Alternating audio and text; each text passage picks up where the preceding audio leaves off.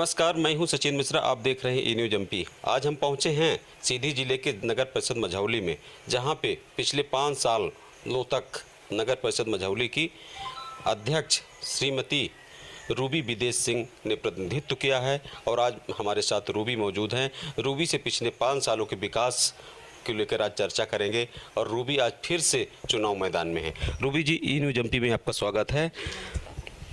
हम आपसे जानना चाहेंगे पिछले 5 सालों के विकास के बारे में। आप नगर परिषद मझौली की पिछले 5 सालों बतौर अध्यक्ष प्रतिनिधित्व किया है, क्षेत्र की जनता के जनमानस के लिए आपने काम किया है।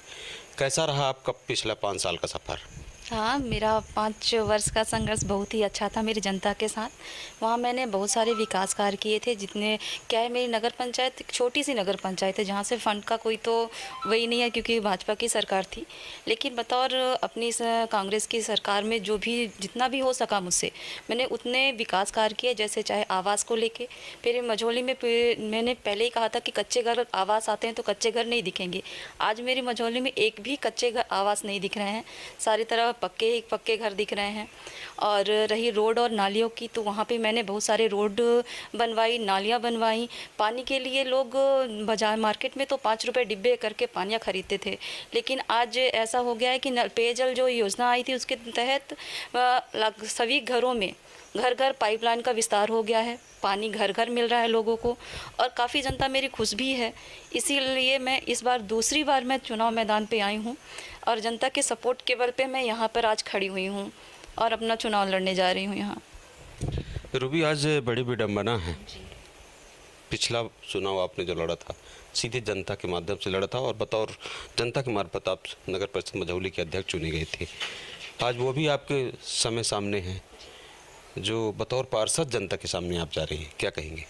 ये ऐसी विडम्बना आ गई जिसमें मुझे जनता ने द्वारा पिछले चुनाव में मुझे जनता द्वारा मैं चुन के आई थी, उनका जो सहयोग और सपोर्ट था वो सबसे ज़्यादा अच्छा था।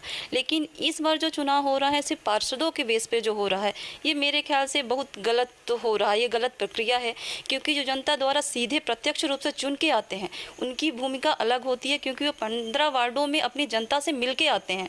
वो जनता भी उनसे स्वयं मिलती है और अपना अध्यक्ष चुनती है। लेकिन इस बार क्या है कि 15 वार्डों में जो भी पार्षद चुने जाएंगे वो डायरेक्ट तो जनता के पास 15 वार्डों में तो नहीं घूमने जाएंगे, ना ही तो मिल पाएंगे। जनता उनसे प्रत्यक्ष रूप से तो मिल नहीं पाएगी, ना तो जान पाएगी कि मेरा अध्यक्ष कौन है, या अध्यक्ष जानते हुए किसी को पता नहीं होगा कि अध्यक्ष है तो मैं मिलने कहाँ जाऊँ, घर कहाँ है उसका।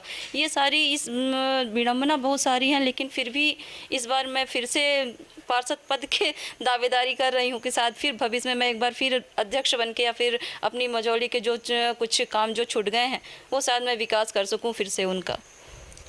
हमें याद है वो पिछला 5 साल जब आपने चुनाव लड़ा था, हम भी उस समय साक्षी थे। एक चेहरा आज इस दुनिया में नहीं, पूर्व मंत्री निजीत कुमार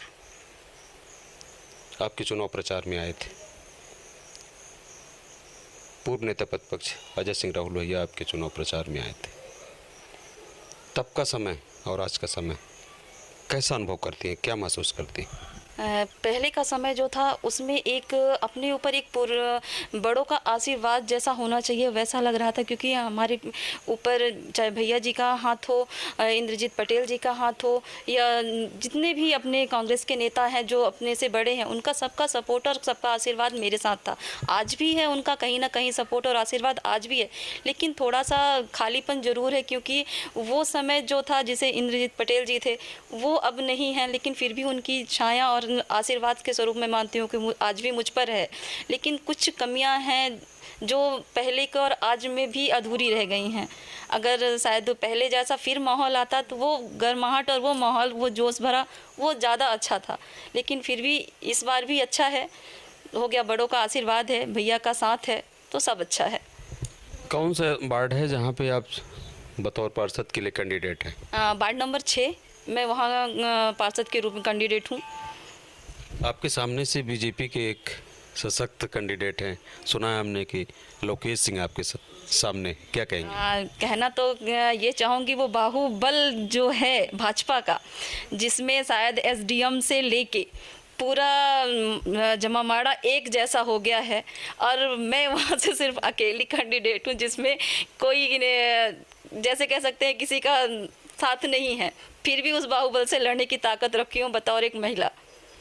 बतौर महिला और दूसरी तरफ बाहुबल, बाहुबल। तीसरी तरफ बीजेपी की सरकार, चौथा प्रशासन, कैसे आप निपट पाएंगी? मेरी जनता है, मैं निपटूंगी और एक बार फिर पूरे विश्वास और आशा के साथ फिर मैं जीत के आऊँगी। ये मुझे अपनी जनता पर पूरा भरोसा है।